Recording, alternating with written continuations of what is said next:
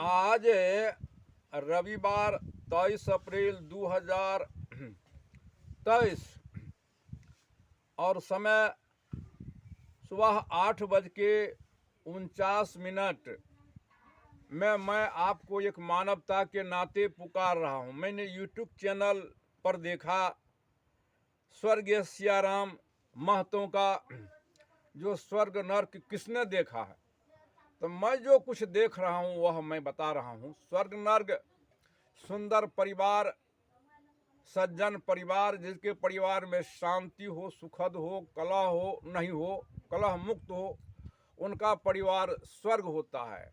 गरीब परिवार ही क्यों नहीं हो, जिनके पास अरब खरब हैं, अगर उनके परिवार में कलह है, चैन नहीं है, सुख शांति नहीं है, परिवार अमन चैन नहीं है, तो वही नर्क है।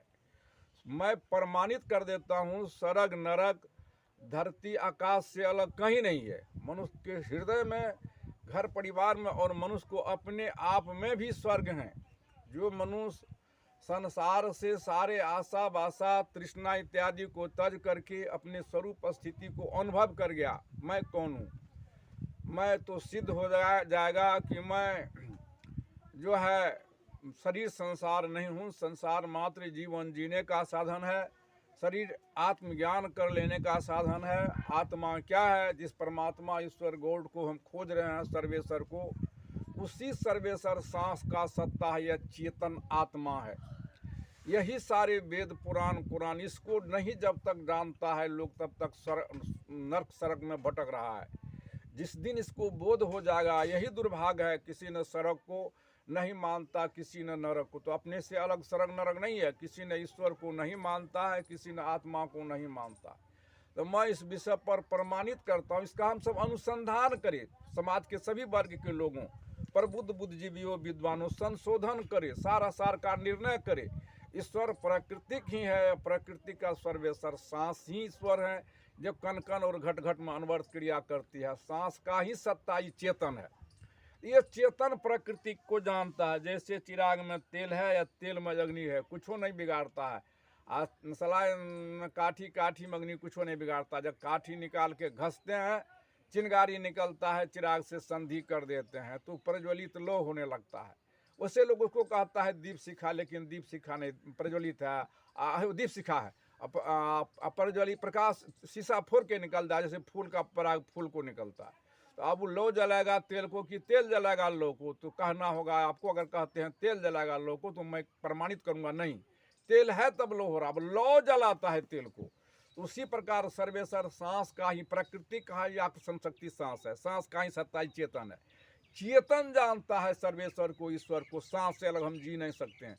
और सांस का ही सत्ता ही चेतन आत्मा, जिनको आत्मा कहते हैं।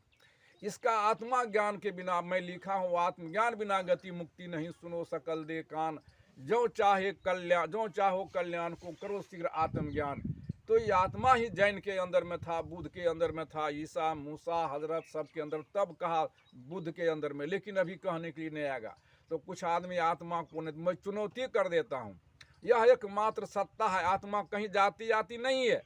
जैसे हम देखते हैं, जब चिराग को जला देते हैं तो वह प्रज्वलित अग्नि प्रकट होता है, अग्नि जन्म नहीं लेता है।